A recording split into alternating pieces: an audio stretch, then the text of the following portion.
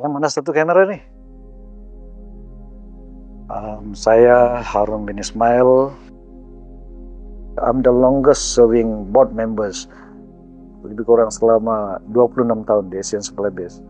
Dan saya telah dinaikkan pangkat pada tahun 2010 dan sebagai CEO di Sabah Energy Corporation Serang Berhad. Terus saya pikirkan macam mana cara untuk menambah revenue. Pertama kali di Malaysia dan Asia Tenggara, Sabah Energy telah introduce virtual pipeline system di KKIP. Rakan kita dari Semenanjung Gas Malaysia belajar dari kita dan mereka pun memperkenalkan sistem yang sama di Semenanjung. Mengenang kembali liku-liku hidup yang saya lalui sejak kecil sehingga sekarang semasa di kampung di Pitas, Timur Akang. Sebenarnya lahir saja dipelihara oleh arwah nenek saya, Ziza Aman. Hidup begitu susah pada masa itu. Di kampung saya tidak ada jalan raya. Kehidupan kecil bersama dengan arwah nenek begitu perit. Kadang-kadang dia bawa saya ke laut, cari kerang dan sebagainya, dan balik ke rumah dia yang masak. Dia yang masak, rebus dan letak bawang dan sebagainya, garam kalau tidak ada lauk contohnya, cuma nasi, taruh air panas, garam yang besar taruh, dan taruh tinggi padi. Itulah kami makan. Bila ada orang meninggal, payung yang disediakan dengan kain putih dan sebagainya, kadang-kadang dia minta lah ke payung lepas upacara pengubian, dan dia jahit untuk buat baju sekolah saya. Saya masih ingat tuh, 6 batu ke sekolah jalan kaki, 6 batu one way, kemudian balik 6 batu. Saya memang berazam untuk mencapai satu kejayaan yang boleh membantu keluarga saya, nenek saya, dan juga untuk keluar daripada belenggu kemiskinan. Saya memilih untuk memasuki engineering dan saya berpengalaman di dalam bidang oil and gas, terutamanya gas, natural gas daripada West dan Semarang ke Labuan, methanol, hot briquette iron dan juga power plant, dan juga penyediaan infrastruktur yang lain seperti pembinaan jetties dan perumahan dan sebagainya lah. Termasuk juga Asian Supply Base di Labuan. Jadi apa yang saya perkenalkan sekarang untuk menghantar gas ke satu kawasan yang lebih jauh, saya perkenalkan pula micro LNG. Gas yang biasa ni akan kita liquefy, convert pergi liquid dan dihantar ke kawasan yang lebih jauh lah. In the case of Sabah Energy, kita hantar pergi Lahadatu dan juga Sandakan.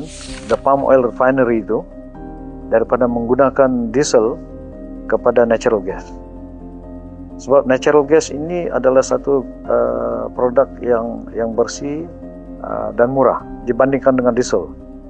Sabah ini juga terlibat di dalam sort of macam bailing out Sabah Air dengan cash injection daripada Sabah Energy.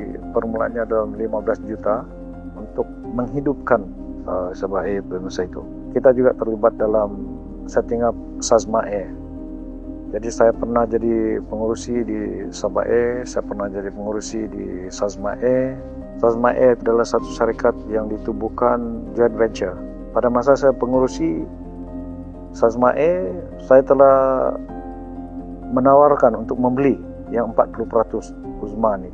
Ada potensi besar untuk kita menambahkan market share kita di offshore services. Kita dapat beli saham 40% tersebut, menjadikan Sazma Air dipunyai 100% oleh Sabah Air. Alhamdulillah, Sazma Air pun revenue-nya telah meningkat kepada beberapa ratus juta. Sementara Sabah Air pun sudah menampakkan sesuatu yang positif lah. Saya dipindahkan ke sini pada tahun 2022 September. Apabila saya mengambil alih syarikat ini, saya telah di approach oleh satu syarikat e-steel. Chance meeting that I have with this e-steel membawa e-steel untuk melabur di Sabah. Bila kita dapat menarik satu pelabur yang besar, begitu besar, maka dia menarik minat pelabur-pelabur lain, memberikan satu impact ekonomi yang begitu tinggi pada Sabah dan peluang-peluang pekerjaan. Sepanjang pantai Sipitang sehinggalah ke satu marine boundary Sipitang di laut diisytiharkan sebagai pelabuhan Sogip.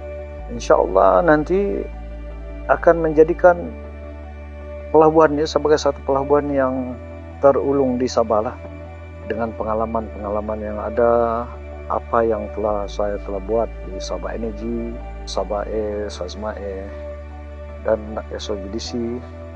Kita kena buat sesuatu yang luar biasa, transform Titas menjadi satu daerah yang keluar daripada kepompong kemiskinan. Saya perlu untuk membela nasib penduduk-penduduk daerah Titas. Saya Puan Afna binti Tundan, mangsa kebakaran pada 1 hari bulan 8 2024 yang lalu. Saya berterima kasih kepada Dato' Arun di atas komitmen beliau menyumbangkan rumah dan semua individu yang telah membantu. Saya berkesempatan membawa yang berbahagia Datuk untuk melihat asrama desa yang lama, yang memerlukan perbaikan, yang memerlukan bantuan. Yang berbahagia Datuk Presiden bersetuju untuk menyumbangkan bagi tujuan pembinaan asrama desa di SK Bawing sebanyak 100,000. Bermulalah pembinaan asrama desa SK Bawing yang kini sudah hampir 20% progres siap. Amat-amat berterima kasih, jutaan terima kasih kepada Pertubuhan Muslim Islam Sabah yang diketuai oleh yang berbahagia Datuk Haji Arun Haji Ismail. Daerah ini adalah merupakan satu daerah yang mempunyai gangguan bekalan listrik tertinggi di Malaysia. Saya memang terpanggil untuk membuat sesuatu, mengeluarkan Titas ini daripada dicok sebagai daerah-daerah termiskin di Malaysia.